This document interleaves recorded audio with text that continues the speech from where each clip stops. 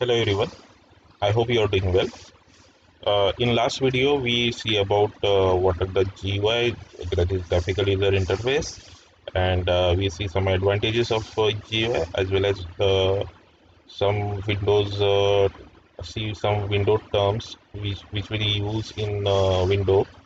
Okay, and today we see another another aspect of operating system, that is the access and the security. So let's start. Secure systems will control through use of specific security features access to information that only authorized individual or process operating on their behalf of will be access to read, write, create और delete.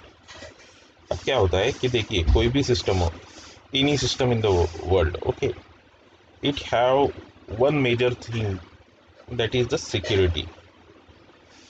क्योंकि देखिए access और security ये दो important aspect है किसी भी operating system के लिए. तो फिर एम्बेडेड रहने दो या फिर कोई भी नॉर्मल कोई भी ऑपरेटिंग सिस्टम, अगर एक्सेस और सिक्योरिटी के अगर ना हो तो ऑपरेटिंग सिस्टम का जो इफ़िशियंसी है वो नहीं रहती है, right. So this is the main purpose. तो क्या होता है कि एक्सेस का मतलब क्या होता है कि किसी भी चीज़ को हैंडल करने के लिए एक प्रॉपर परमिशन लेना, राइट. ठीक है. और सिक्योरिटी का to protect that thing. Okay, so यही बोला गया है यहाँ पे. देखिए secure systems will control through use of specific security features access to information that only authorized individuals or process operating on their behalf will access to read, write, create और delete. हम normally कौन से operation करते हैं? Access का मतलब भी क्या होगा operating system? Read, right, create और डिलीट, यही ऑपरेशन रहते हैं मेनली. सो देखते हैं उसके एलिमेंट्स क्या क्या है. The element of securities are confidentiality, integrity, availability, right. So see one by one. Confidentiality is that ensuring that that the information is not accessed in an unauthorized manner, that is by controlling right operations. Confidentiality में क्या होता है कि हम ensure करते हैं किसी भी इंफॉर्मेशन को एक्सेस ना हो पाए, राइट. जो ऑथराइज है वो तो कर पाएगा, लेकिन जो अनऑथराइज है, अनऑथराइज जो थिंग है वो उसके थ्रू एक्सेस ना हो. ठीक है. Integrity, ensuring that information is not amended or deleted. अब देखिए कॉन्फिडेंशियलिटी में क्या होता है कि जनरली हम राइट ऑपरेशंस पे ज़्यादा फोकस करते हैं, ठीक है. और इंटीग्रिटी में क्या करते हैं, उसमें मॉडिफिकेशंस मीन्स अमेंडमेंट और deleted in unauthorised manner by controlling write operation. So इसमें क्या क्या होता है कि जो भी हम डेटा जो भी स्टोर कर रहे हैं या फिर जो भी डेटा हमारा अवेलेबल है वो उसे कोई मॉडिफाई ना कर पाए. जो अनऑथराइज पर्सन है या फिर अनऑथराइज एंटिटी है वो एक्सेस ना कर पाए, अमेंड ना कर पाए, उसे डिलीट ना कर पाए. That is the integrity. Availability, ensuring that the information is available to authorized person at right time, that is by controlling read and delete operations, ensuring fault recovery in multi-user environment. The concept of security and protection are very very important. देखिए जब multi user की बात होती है, अभी क्या होता है, अवेलेबिलिटी का मतलब होता है कि जो भी ऑथराइज पर्सन है, जो भी ऑथराइज यूज़र है या ऑथराइज एंटिटी है वो राइट टाइम में उस डेटा को एक्सेस कर पाए, रीड कर पाए, डिलीट कर पाए, right. Fault recovery, right. All these things controlling by authorized person. Okay, so in multi-user environment the concept of security and protection are very important. User program should not interface with each other or with operating system. The memory allocated to user must be protected.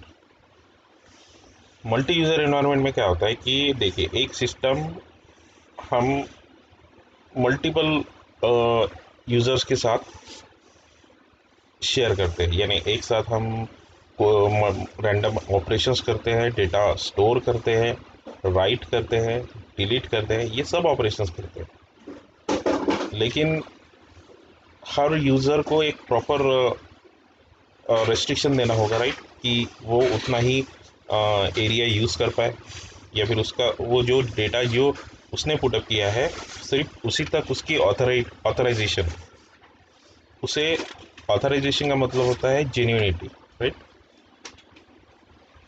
Authorisation का मतलब होता है to access the access access permissions given to that user, okay. So the multi user में क्या होता है कि यहाँ पे कॉन्फ्लिक्ट होने के चांसेस ज़्यादा रहते हैं। जब भी सिस्टम हम मल्टीपल यूज़र्स के साथ शेयर करते हैं, दैट टाइम क्या होता है कि एक यूज़र का डेटा दूसरे यूज़र से कॉन्फ्लिक्ट ना हो। सो इस चीज़ को टैकल करने के लिए हमें उसे ऑपरेटिंग सिस्टम को एक प्रॉपर एरिया अलोकेट करना होता है यूज़र को, राइट। सो उसके लिए क्या होता है कि हर यूज़र के लिए एक प्रॉपर मेमोरी अलोकेट की जाती है जो प्रोटेक्टेड रहती है उसी यूज़र के लिए, right. During the execution a user में एक्सेस डिफरेंट ऑब्जेक्ट्स, मैंने अभी कहा था during execution user program may access different objects such as files, directories, and printers. Because of many of these objects are shared, proper security mechanism are very important. So देखिए क्या होता है कि most of time जब भी user programmes run होते हैं तब उसमें सबसे ज़्यादा चांसेस होते हैं कि जो भी उनके फाइल्स है या फिर ऑब्जेक्ट्स है जो भी अदर यूज़र के हैं या फिर डायरेक्टरीज है या फिर जो भी प्रिंटर है जो भी शेयर्ड रहता है वो यूज एक्सेस होने की ज़्यादा चांसेस होते हैं। So that time we have to make proper object, उसको एक प्रॉपर उसको शेयर्ड प्रॉपरली शेयर्ड करना होता है और उसकी एक सिक्योरिटी मैकेनिज्म को डेवलप करना होता है। सो दैट्स उससे क्या होगा कि जो भी मल्टी यूज़र्स है वो अपना डेटा एक्सेस कर पाएंगे और अपने डेटा को प्रोटेक्ट कर पाएंगे, right. That is the availability, okay.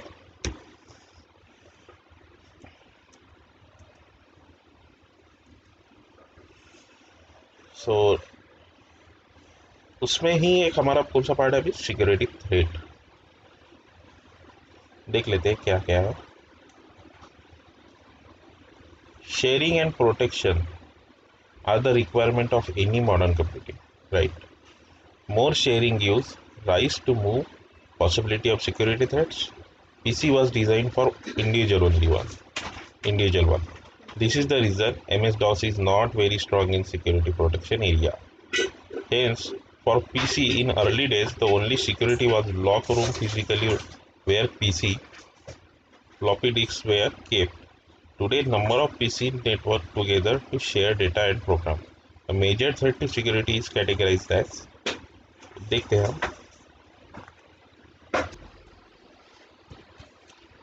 सो देखिए क्या होता था अब पहले के अभी अभी तो ठीक है, अभी तो हम शेयरिंग और प्रोटेक्शन पे जो भी हमारी operating system modern days operating system जो है वो शेयरिंग और प्रोटेक्शन पे ज़्यादा फोकस करते हैं। बिकॉज अब क्या होता है कि जब भी हम डेटा किसी दूसरे इससे शेयर करते हैं, दूसरे सिस्टम से शेयर करते हैं, that is the time where when sharing is done security threat is arise, okay. So there is a possibility of security threats, okay. So PC was designed for individual ones and so that's why MS DOS में ऐसा क्या होता था कि security और protection का जो area ये था वो उतना स्ट्रांग नहीं था। जब भी हम डेटा शेयरिंग करते थे या फिर जब भी एक्सेसिंग मोड में रहता था दैट टाइम वहाँ से डेटा ब्रीच होने के ज़्यादा चांसेस रहते थे। पहले के टाइम में क्या होता था कि जब भी हमें कोई पीसी या फिर कोई फ्लॉपी अगर सिक्योर करके रखने या फिर सिक्योरिटी का उसको सिक्योरिटी पॉइंट ऑफ व्यू से स्टोर करके रखना है, सो दैट टाइम हमें उसे फिजिकली रूम में लॉक करके रखना पड़ता था, right? But today the this is overcome by operating system to add on some additional feature regarding security, sharing and protection. So, okay, अभी तो बहुत सारी चीज़ें आ चुकी है, जैसे एंटीवायरस है या फिर ऑथराइजेशन है या फिर जो भी पासवर्ड प्रोटेक्शंस है, ये सब चीज़ें आज के टाइम में है। सो और वो पहले पहले के टाइम से ज़्यादा कॉन्क्रीट है, ज़्यादा स्ट्रांग है। सो दैट्स वाई आज उतना इशू नहीं होता है जितना पहले होता था। पहले तो पूरा के पूरा डेटा हैक हो जाता था।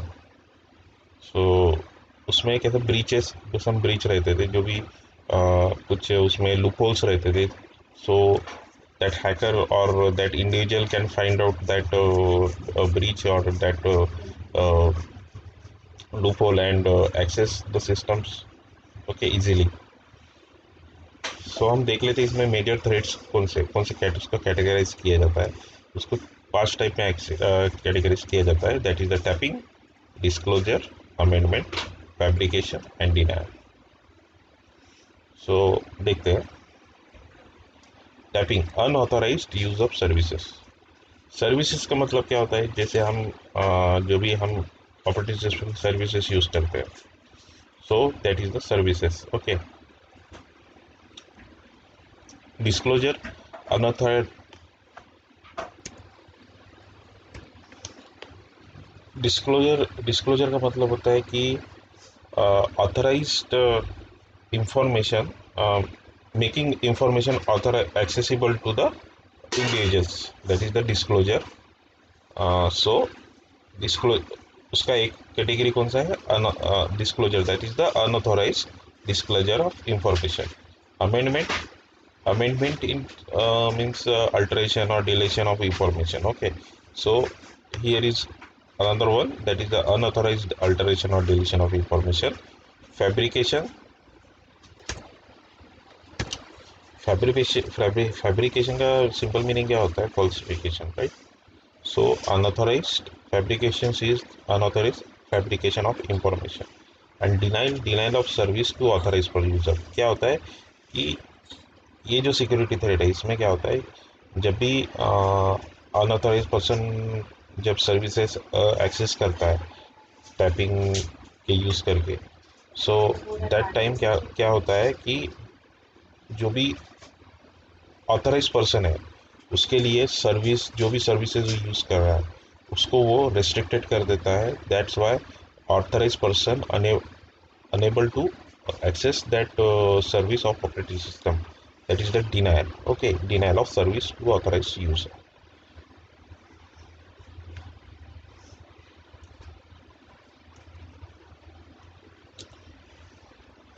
So tapping and disclosure are the passive threats and other are the active threats. So tapping and disclosure are the passive threats and other are active threats. In two cases, the information goes to third party. In tapping, third party access without knowledge of A and B. In disclosure, source party a waiting to disclose the third party. अभी देखिए क्या होता है, passive threat और active threat का simple meaning क्या होता है? पैसिव थ्रेट वो होता है कि जिसमें जो भी अटैकर है, जो भी अटैक करेगा इस पे सिस्टम पे, वो क्या करेगा, डेटा को सिर्फ उसके डेटा को कॉपी कर पाएगा, उस डेटा को यूज़ कर पाएगा फॉर देयर मेलिशियस पर्पस, ठीक है।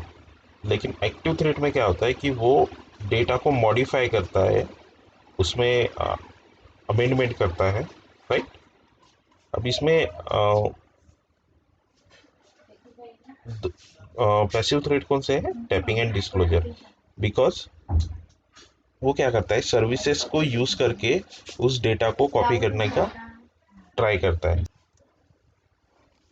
सो और एक्टिव थ्रेट में क्या क्या होता है कि देखिए अभी सिंपल मीनिंग है, देखिए टैपिंग और डिस्क्लोजर में क्या होता है कि अनऑथराइज यूज़ ऑफ सर्विसेज, वो क्या करता है, सर्विसेज को कॉपी करता है, जो भी उसकी रिक्वायरमेंट है डेटा को एक्सेस करने के लिए या फिर डेटा को कोई भी उसके रिलेटेड डेटा को रन करने के लिए उस सिस्टम के जो भी सर्विसेज रिक्वायरमेंट है उसको वो कॉपी करता है, राइट। एंड डिस्क्लोजर में क्या होता है कि वो तो पूरे डेटा को एक्सेस करता है, उसको डेटा पूरा शो हो जाता है, जो भी डेटा उसे कॉपी करना है या फिर उसे स्टील करना है या फिर चुराना है, तो भी उस डेटा को उसे वो कॉपी कर लेता है। So that's why unauthorised entity can access that data from system. Okay. And another three is the amendment, fabrication and denial, that is the active threat. Active thread में क्या होता है कि जो भी डेटा है उसमें वो चेंजेस कर सकता है, जैसे कि डिलीशन कर सकता है, उसमें अल्ट्रेशन कर सकता है, मतलब मॉडिफिकेशन कर सकता है, and also put some their data into the system also. Okay. So that is वही वही एग्जांपल यहाँ पे देखे हैं। देखिए, in tapping the third party can access without knowledge of A and B. In disclosure, the source party A willing to disclose it to the third party. वही बोला गया है।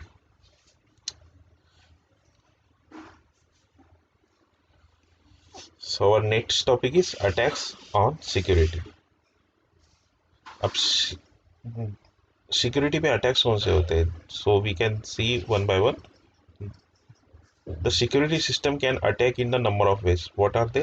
Authentication, browsing, tap door, invalid parameter, line tapping, electric data capture, lost line, improper access control, waste recovery and rough software. हम एक एक सब देखेंगे।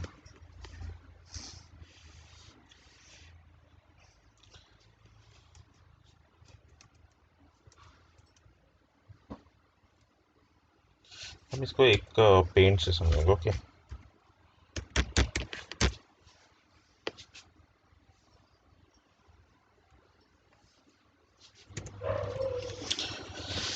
देख लेते हैं ऑथेंटिकेशन क्या है। It means verification of access to the system resources. Guess so उसमें क्या होता है कि guessing or stealing somebody else's password, then use it. Use of vendor supplied password, which is used by only the system administrator. Finding password by trial and error method. And user logs goes to T or take a break, then using terminal to access confidential information. Write dummy login program to the full users. Okay. So देखते हैं हमें क्या है, ये पूरा explain करता हूँ मैं इसमें।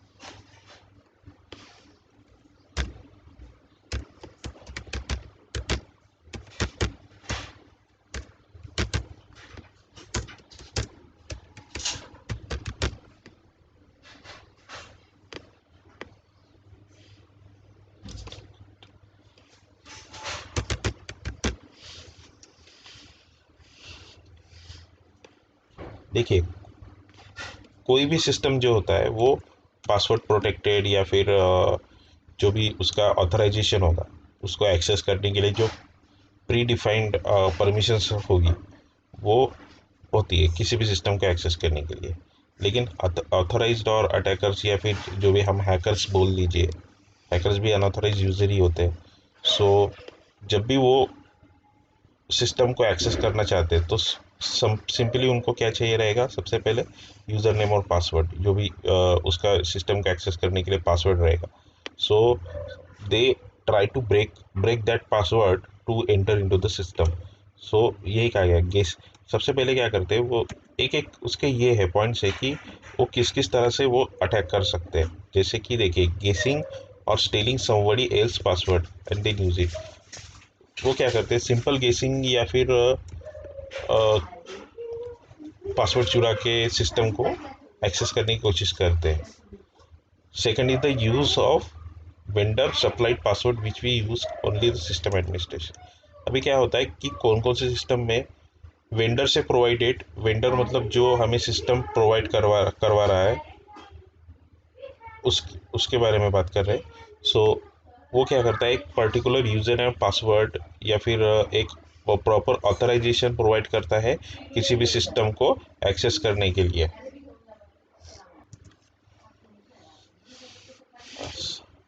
So next is the finding by trial and error methods.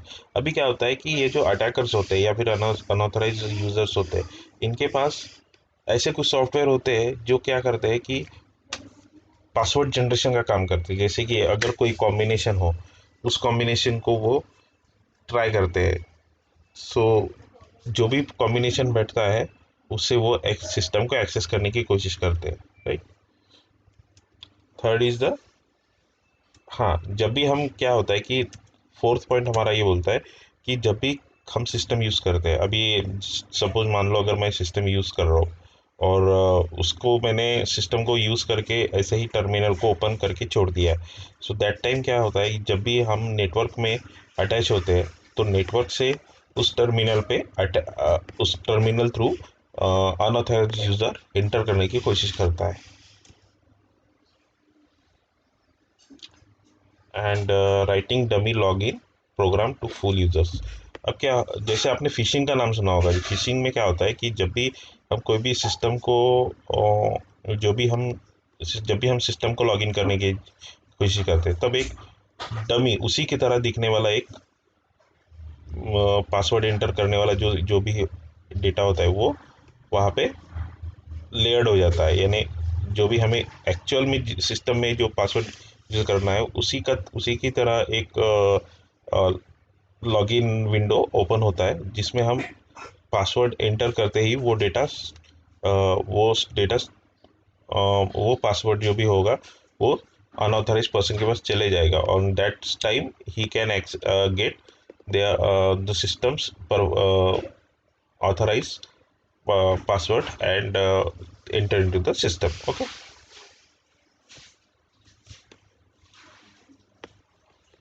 Browsing, in some system there is a exist files which access controls which are very permissive.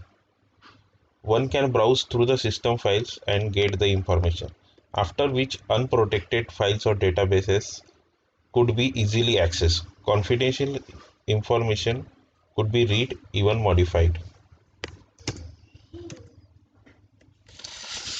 Browsing में क्या होता है कि कभी कभी क्या होता है कि जब भी हम कोई भी फाइल, जब भी हम ब्राउजिंग करते हैं सो ऐसे कुछ फाइल या फिर फाइल्स या फिर जो भी उसके सपोर्टिंग प्रोग्राम्स होते हैं जो हमें डेटा को कंट्रोल करने में मदद करते हैं। सो दैट टाइम वो जो है, अगर उस फाइल का एक्सेस अगर अनऑथराइज पर्सन के पास आ गया, सो दैट टाइम ही कैन रीड और even modified the data. Okay, so that is the browsing.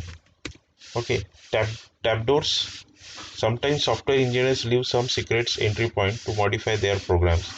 These are the tab doors. They are the used by others.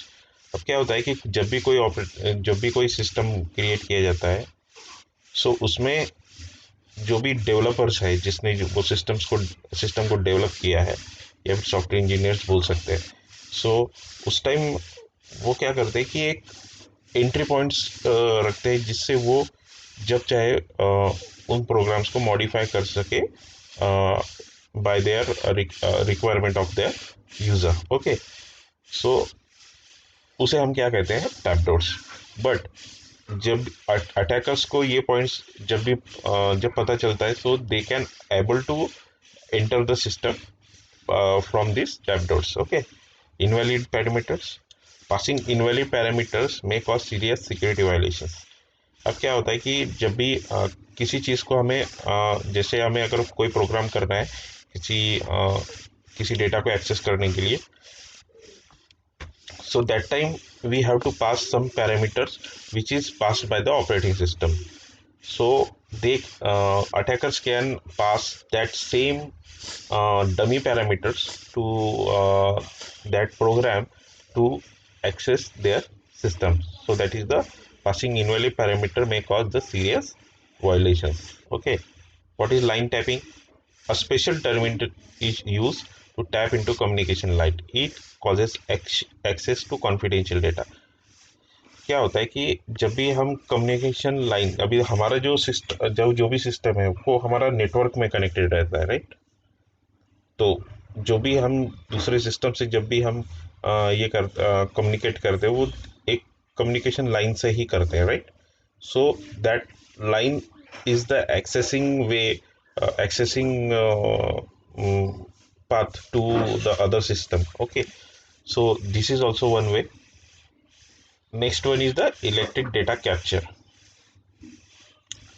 Use of the active and or passive wiretaps or mechanism to pick up the screen radiations and to recognize what is displayed on screen is called electronic data capture. अभी क्या होता है कि आपने आपने screenshot का तो नाम सुना होगा, जैसे कि हम आपने टीम व्यूअर सॉफ्टवेयर सुना होगा, जिसमें क्या करता है वो पूरे के पूरे हमारे डिस्प्ले को ही कॉपी कर लेता है, या फिर उसकी इमेज को, या उसके रेडिएशंस, या फिर उसका जो भी पिक्सल्स होगा उसको हमारे, इन शॉर्ट हमारे मॉनिटर का जो भी है वो कैप्चर कर लेता है।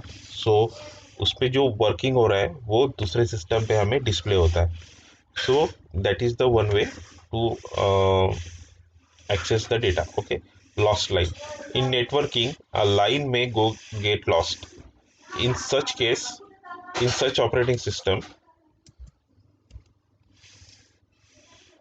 in such a case, operating system can log out a user and allow an access only after reestablishing the identity of user. Some operating system cannot do this. In such case, floating process can be accessed by unauthorized user. क्या होता है कि जब भी हम network में connect होते हैं, उस टाइम क्या होता है कि जब भी हमारा कनेक्शन लॉस्ट हो जाता है, या फिर जब भी हम नेटवर्क से डिस्कनेक्ट हो जाते हैं, तो उस टाइम में क्या होता है कि कुछ ऑपरेटिंग सिस्टम क्या करते हैं कि जब भी हम नेक्स्ट टाइम एक्सेस करने की कोशिश करते हैं, so it it it gets it it's take proper permission of user to log in. मतलब हमें क्या करना है, उसका एक जो भी हमें लॉगिन के टाइम में जो पासवर्ड इनपुट करना पड़ता था, या फिर नेटवर्क को कनेक्ट करने के लिए जो भी पासवर्ड पुट करना पड़ता था, जो भी हमने उस पर ऑथराइजेशन लगाया है, जो भी हमने उस पर रिस्ट्रिक्शंस लगा लॉगिन रिस्ट्रिक्शंस लगाए उसको एक्सेस करने के लिए, सो दैट टाइम इट रिक्वायर्स। जब भी हमारा सिस्टम डिस्कनेक्ट होता है, उस टाइम नेटवर्क से डिस्कनेक्ट होता है, उस टाइम हमें वो उस डेटा को पुट करना पड़ता है, मतलब एक पर्टिकुलर पासवर्ड पुट करना पड़ता है। सो ऐसे बट कुछ ऑपरेटिंग सिस्टम में ये प्रोविजन नहीं है। वो क्या करता है कि डायरेक्टली कनेक्ट हो जाता है। So that is the lost line. So there is the provision to access by unauthorized user. Okay, so उस पॉइंट पे वो क्या कर सकता है, अनऑथराइज यूजर उस सिस्टम को एक्सेस कर सकता है, right. Improper access control. Sometimes operating system and administration may not plan access control properly.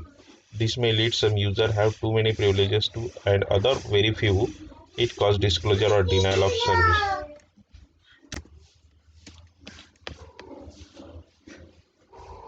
क्या होता है कि कभी कभी एडमिनिस्ट्रेटर और कोई भी यूज़र सिस्टम को प्रॉपरली कंट्रोल नहीं कर पाता, या फिर उसे यूज़ नहीं कर पाता है। सो that time it gives some it gives permission, or it's give some access to unauthorized person. So unauthorized person can disclosure or denial of the services. Okay, मतलब उसको वो एक्सेस कर पाएगा, ठीक है। Waste recovery. अब क्या होता है कि जब भी हम कोई भी डेटा डिलीट करते हैं, या फिर कोई भी डेटा रिमूव करते हैं सिस्टम से, सो दैट टाइम वो पूरी तरह डिलीट नहीं हो पाता है, राइट। वो क्या होता है कि एक टेम्परेरी मेमोरी में उसे स्टोर कर देता है, because of when we recover file that files can recover easily. So उस टाइम क्या होता है कि जब भी हम डेटा रिकॉर्ड, अनऑथराइज पर्सन क्या करता है कि वो जो डेटा जो रिकवरी टेम्पररी मेमोरी में स्टोर होता है उसे वो रिकवर्ड करता है and recollect the entire data. Okay. Rough software, certain programs certain programs like worms virus attack on system. अब कैसे होता है कि ये तो ठीक है, ये सब तो एक ये है, लेकिन क्या होता है कि कुछ ऐसे सॉफ्टवेयर्स बोल सकते हैं या फिर ऐसे कुछ प्रोग्राम जैसे कि वर्म वायरस, ये क्या है, सिंपल प्रोग्राम्स ही है जो अनऑथराइज पर्सन को हेल्प करते हैं सिस्टम को एक्सेस करने के लिए, right. So that that worms and virus we can say rough softwares. Okay. So it used to attack on the systems. Okay. So this is the attacks on various attacks on security. So student, today we stop here. In next video we see our remaining part and conclude the our whole chapter. Okay. So today we stop here. Stay safe. Goodbye.